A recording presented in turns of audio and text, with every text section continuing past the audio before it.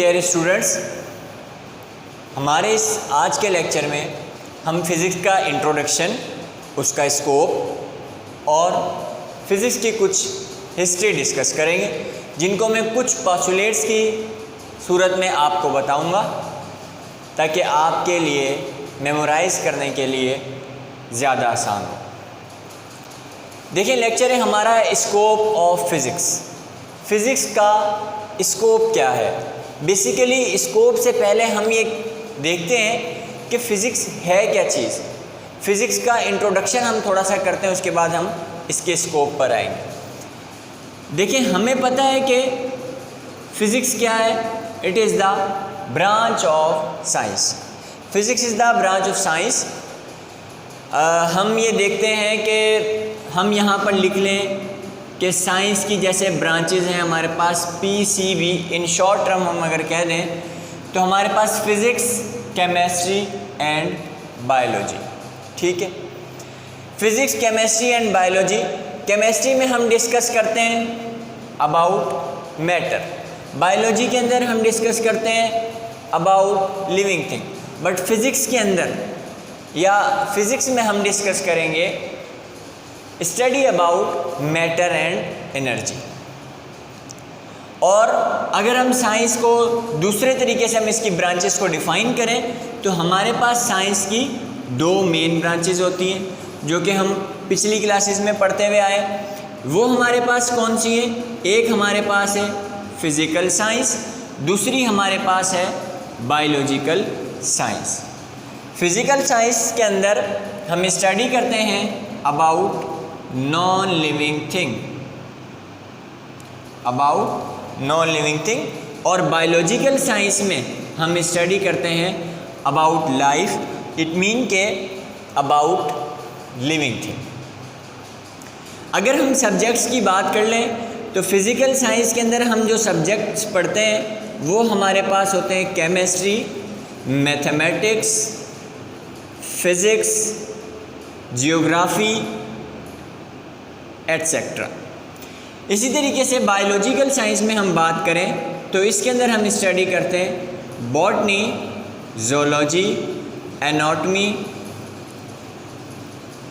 And so on. तो यहाँ पर हम सारी की सारी लिविंग थिंग, हम प्लांट्स को पढ़ेंगे, हम एनिमल्स को पढ़ेंगे, हम माइक्रो ऑर्गेनिजम्स को पढ़ेंगे जो कि लिविंग थिंग होंगे, या यूनिसेलुलर हों या मल्टी सेलुलर हों। तो बायो के अंदर हमने बात करनी है यहाँ पर फिज़िकल साइंस की। फ़िज़िकल साइंस में हम ये देखते हैं कि सारी की सारी नॉन लिविंग थिंग चीज़ें मौजूद हैं यहाँ पर, जिनमें हमारे पास केमिस्ट्री, हमें पता है कि हम मैटर की स्टडी करते हैं। मैथमेटिक्स के अंदर मैथमेटिक्स क्या करता है? बेसिकली हमारी कैलकुलेशन को ईजी बनाता है। तो हम इसके अंदर कैलकुलेशन को अपनी ईजी बनाने के लिए हम मैथमेटिक्स का सहारा लेते हैं। इवन कि हम फिज़िक्स के अंदर भी 50% हमारी जो फिज़िक्स है वो डिपेंड करती है मैथमेटिक्स के ऊपर, जिसमें हमारी प्रॉब्लम्स आ जाती हैं, इक्वेशंस आ जाती हैं। और अगर हम यहाँ बात कर रहे हैं फ़िज़िक्स की, तो फिज़िक्स आपके पास क्या है? About matter and energy. तो बेसिकली आपको मैं यहाँ पर बताता हूँ कि मैटर क्या होता है और एनर्जी क्या होता है। हम ये प्राइमरी क्लासेस में भी यही डेफिनेशन पढ़ते हुए आए हैं कि what is matter and what is energy. We know that, मैं इसको शॉर्ट टर्म में लिख रहा हूँ कि मैटर हमारे पास क्या होता है जी? Anything take space and wait.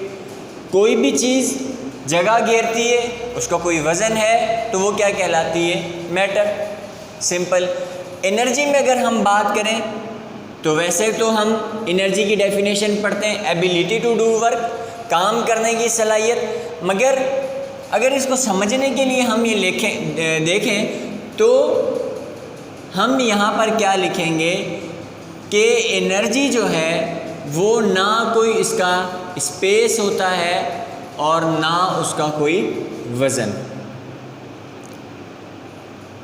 ठीक है जी भाई, आपको अपने इर्द गिर्द कोई भी ऐसी चीज़ नज़र आ रही है जिसका कोई ना कोई स्पेस है, कोई उसका वज़न है। मैं इस रेज़र की बात करता हूँ, ये हमारे पास क्या है? एक स्पेस इसने ऑक्यूपाई किया हुआ है, एक कोई ना कोई ख़ास इसका वेट है, ठीक है।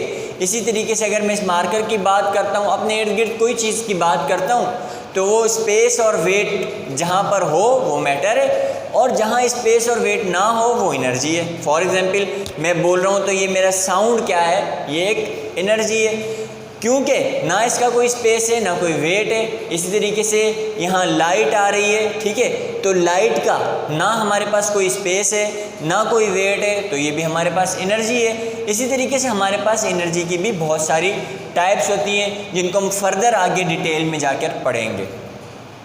मगर यहाँ समझने के लिए इतना काफ़ी है कि कोई चीज़ मैटर जगह घेरे वज़न रखे वो मैटर कहलाती है, जगह ना घेरे वज़न ना रखे वो एनर्जी कहलाती है, ठीक है जी।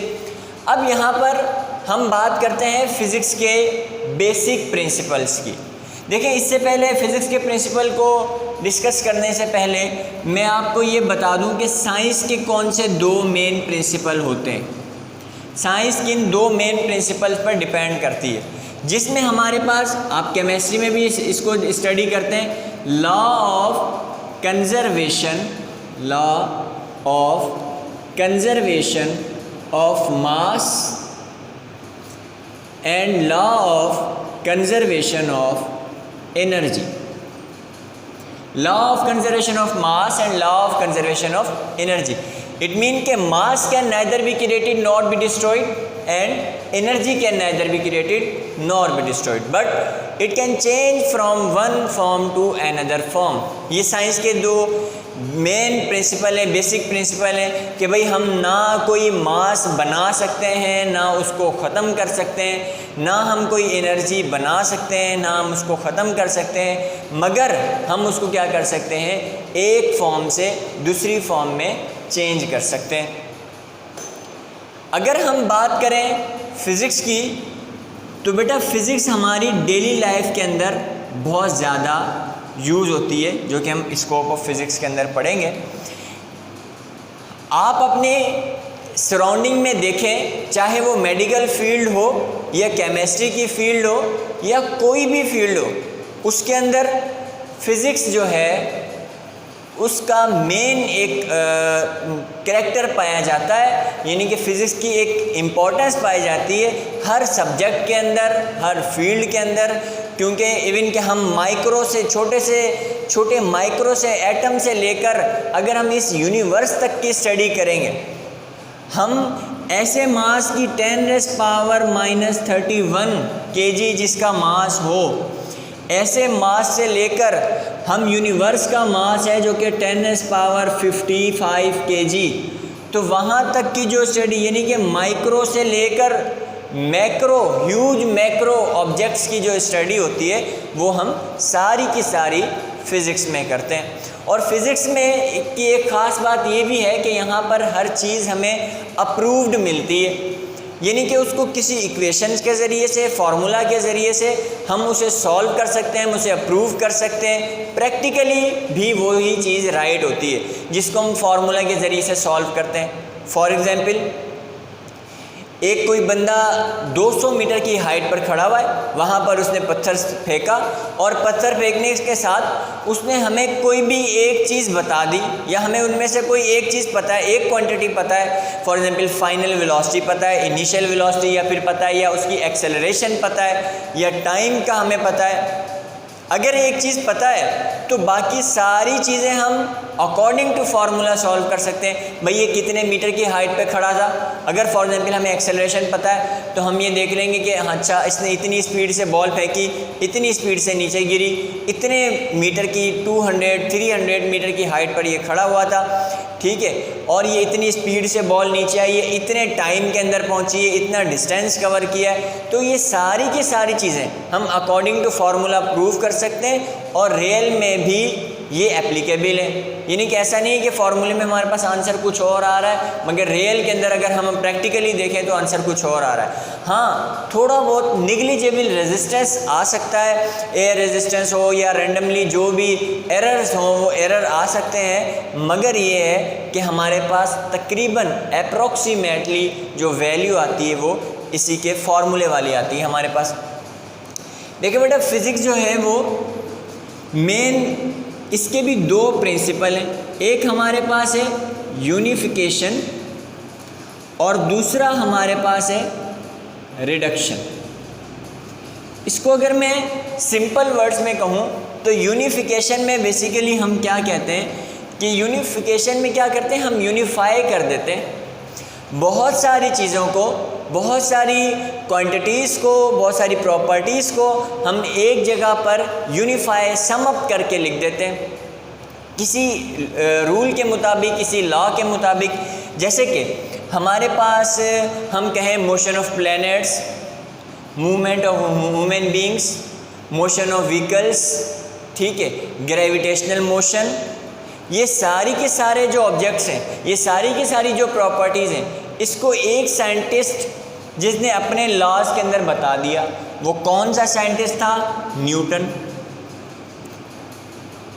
मोशन के बारे में कोई भी हो, चाहे वो प्लैनेट्स का मोशन हो, चाहे वो व्हीकल्स का मोशन हो, या पंखे का घूमना हो, या किसी भी चीज़ का मूवमेंट, किसी भी चीज़ की मूवमेंट हो, मैकेनिकल हो या तो हमारे पास, या ग्रेविटेशनल हो, तो उसको न्यूटन ने डिस्कस किया है और न्यूटन के लॉज उसके ऊपर अप्लाई होते हैं। मतलब ये कि बहुत सारी प्रॉपर्टीज़ को एक सम अप करके किसी कोई एक लॉ उसके ऊपर अप्लाई करें और वो सारी की सारी प्रॉपर्टीज़ को हम डिस्कस कर लें, तो ये हमारा न्यूटन का काम था। ये हम फिज़िक्स में यूनिफिकेशन जो है इसको डिस्कस करती है। उसके बाद हमने सुना है कि मैक्सवेल, देखें मैक्सवेल का हमने सुना है कि लाइट के ऊपर काम था, मगर मैक्सवेल ने अपनी एक इक्वेशन दी। देखिए मैक्सवेल ने एक इक्वेशन के ज़रिए से चार चीज़ों को डिस्कस किया। कौन सी चार चीज़ें थी? एक हमारे पास थी नंबर 1 इलेक्ट्रोस्टैटिक, नंबर 2 इलेक्ट्रोडायनेमिक जिसे हम ED भी कहते हैं, नंबर 3 मैग्नेटिज्म, नंबर 4 इलेक्ट्रोमैग्नेटिज्म, ठीक है।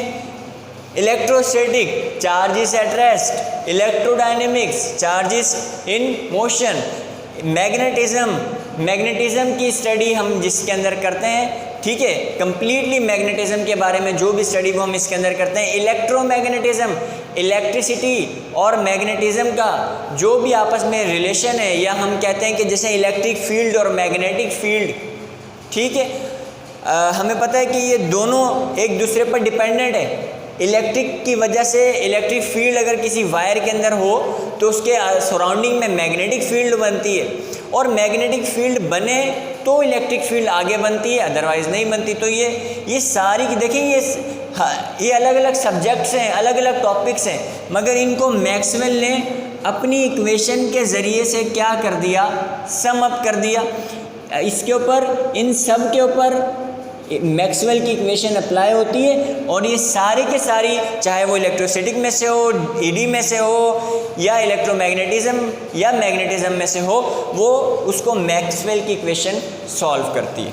इसको हम कहते हैं यूनिफिकेशन, यानी कि हम उसको चीज़ों को सम अप करके अपनी आसानी के लिए पढ़ लेते हैं। इसी तरीके से अगर मैं बात करूँ रिडक्शन की, तो रिडक्शन में क्या होता है कि हम इसके अंदर बाय पार्ट्स स्टडी करते हैं। किसी भी चीज़ को अगर हमने ब्रीफली उसको स्टडी करना है तो हम उसको बाय पार्ट्स स्टडी करते हैं। बाय पार्ट्स, फॉर एग्जांपल अगर कोई ऑब्जेक्ट मूव कर रहा है या कोई व्हीकल है वो मूव कर रही है, तो हम ये नहीं कहेंगे कि ये सिर्फ स्टीयरिंग घुमाने के ज़रिए से गाड़ी मूव कर रही है, नहीं। इसमें क्या भाई, जनरेटर का, इसके अंदर जो इंजन है उसका अलग वर्क है, टायर का अलग वर्क है, स्टीयरिंग का अलग वर्क है, गियर का अलग वर्क है। तो हर किसी चीज़ को बाय पार्ट्स अगर हम स्टडी करते हैं उस तो हम क्या, हमारी क्या हो जाती है, उसके अंदर कंप्लीट अंडरस्टैंडिंग हो जाती है। कंप्लीट अंडरस्टैंडिंग जब भी होगी जब हम उसको बाय पार्ट्स एक एक करके उसको डिस्कस करेंगे, उसको स्टडी करेंगे, ठीक है। अगर हम सिर्फ इंजन को स्टडी कर लें, हमें इंजन का पता हो मगर गाड़ी चलाना ही ना आती हो, तो भी हमारी कंप्लीट अंडरस्टैंडिंग नहीं है उस चीज़ के साथ। तो रिडक्शन बेसिकली क्या होता है कि हम किसी भी ऑब्जेक्ट को, किसी चीज़ को बाय पार्ट्स स्टडी करते हैं, ठीक है। अब हमारे पास ये, जैसे मैंने आपको बताया, फिज़िक्स, बेसिकली फ़िज़िक्स में हम मैटर और एनर्जी को डिस्कस करते हैं, ठीक है। एनर्जी के अंदर मैटर किसे कहते हैं, एनर्जी किसे कहते हैं, हमें ये बात पता है। आगे हम फर्दर इसको डिटेल में पढ़ते हैं कि इसके क्या स्कोप है। तो स्टूडेंट्स, अब हम डिस्कस करते हैं कि फ़िज़िक्स का रीज़न क्या है, बेसिकली फ़िज़िक्स पढ़ने की हमें ज़रूरत क्यों पेश आई। ये तो हमने पढ़ा कि फ़िज़िक्स में मैटर एनर्जी पढ़ते हैं, इसके अंदर दो प्रिंसिपल है, यूनिफिकेशन और रिडक्शन। मगर ज़रूरत बेटा इस वजह से पेश आई कि हमारे पास क्या है कि इससे पहले भी हर काम हो रहा था, ठीक है। इससे पहले भी तिजारत भी हो रही थी, ट्रैवलिंग भी हो रही थी, हर चीज़ इसके अंदर हमारे पास हो रही थी। मगर फ़िज़िक्स ने आकर क्या किया, हर चीज़ को एक प्रॉपर मेजरमेंट से, जो कि हमारे फर्स्ट चैप्टर का हिस्सा है, फर्स्ट चैप्टर का अगला, फर्स्ट ईयर के फर्स्ट चैप्टर का हमारा अगला टॉपिक है मेजरमेंट, स्कोप ऑफ फिज़िक्स के बाद। तो क्या किया, एक मेजरमेंट के मुताबिक फ़िज़िक्स ने सारी की सारी चीज़ों को कलेक्ट किया, ठीक है। इससे पहले भी जैसे कि हम कहें कि उसके अंदर हमारे पास एक किलो का या कोई यूनिट्स वगैरह नहीं होती थी कि 1 किलो, 2 लीटर, 3 लीटर, ठीक है, मीटर, इस तरीके से हमारे पास कोई यूनिट्स नहीं होती थी, मगर काम सारे चल रहे थे। मगर फ़िज़िक्स ने बेसिकली क्या किया कि उस हर ऑब्जेक्ट्स को, हर चीज़ को एक मेजरमेंट दे दी। आप अपने सराउंडिंग में देखें, ठीक है, इवन कि मैं अपने मार्कर को देखूं, अपने ग्लासेस को देखूं, ठीक है, या आप अपने मोबाइल को देखें, तो वो एक प्रॉपर मेजरमेंट से बना हुआ है, ठीक है। कोई भी हमें अपने सराउंडिंग में अब ऐसी चीज़ नज़र नहीं आती कि जिसकी एक्यूरेट एग्जैक्ट मेजरमेंट ना हो। अब चाहे वो पढ़ा लिखा हो, चाहे फ़िज़िक्स जानता हो या ना जानता हो या अनपढ़ हो, मगर वो उसको भी मेजरमेंट की ज़रूरत लाजमी पेश आएगी। इस वजह से हम ये नहीं कह सकते कि जो सिर्फ फ़िज़िक्स पढ़ता है वही फ़िज़िक्स अप्लाई करता है। भाई हर बंदा बोलता है ना, मुझे 2 किलो चीनी दे दो आकर, तो किलो किसकी यूनिट है, ये मेजरमेंट किसने दी, फ़िज़िक्स ने। 2 न्यूमेरिकल्स, यूनिट्स, ये सारी की सारी चीज़ें हमारी डेली लाइफ में एप्लीकेबल होती हैं, इस वजह से हम इसको यूज़ करते हैं। तो हम बेसिकली ये एक रीज़न है बेसिक कि मेजरमेंट की वजह से फ़िज़िक्स हमारे पास, फ़िज़िक्स के रूल्स जो हैं वो सारे अप्लाई होना शुरू हुए, और फ़िज़िक्स ने सारी चीज़ों को एक तरतीब से रख के हमारे आगे पेश किया। और आगे जो है वो फिर न्यूटन हो गया, आइंस्टाइन और बहुत सारे मुस्लिम साइंटिस्ट, उन्होंने फ़िज़िक्स की हिस्ट्री के ऊपर काम किया, जिसको हम यहाँ पर पढ़ते हैं। देखिए बेटा, फ़िज़िक्स के भी एराज़ हैं, हमें पता है साइंस के जैसे 5 एराज़ हैं, भाई उसमें रोमन का एरा आया तो फ़िज़िक्स के अंदर हमारे पास, हम कहते हैं कि 2 टाइप्स की, there are 2 types of physics. एक है हमारे पास क्लासिकल, और दूसरी हमारे पास कौन सी है, मॉडर्न, जिसको more advance branch quantum physics भी कहते हैं। तो क्लासिकल जो हमारे पास है जनाब, ये क्या है, बिफोर 1890 से पहले की जो भी फिज़िक्स थी, अब चाहे वो न्यूटन की थी, मुस्लिम एरा की थी, या चाइनीज़ के एरा की थी, ठीक है, कोई भी थी, वो हमारे पास क्लासिकल फ़िज़िक्स कहलाती है। मॉडर्न क्या है जनाब हमारे पास, आफ्टर 1890 से लेकर टिल टू डेट अब तक की जो हमारे पास फ़िज़िक्स है वो मॉडर्न फिज़िक्स कहलाती है। अब इनमें डिफरेंस था, क्या डिफरेंस था, देखिए क्लासिकल के अंदर हम इतना ज़्यादा एडवांस नहीं पढ़ते थे। क्लासिकल के अंदर भी हमने जो है वो मैक्रो ऑब्जेक्ट्स को डिस्कस किया, मॉडर्न में हम डिस्कस करते हैं माइक्रो ऑब्जेक्ट्स को, ठीक है।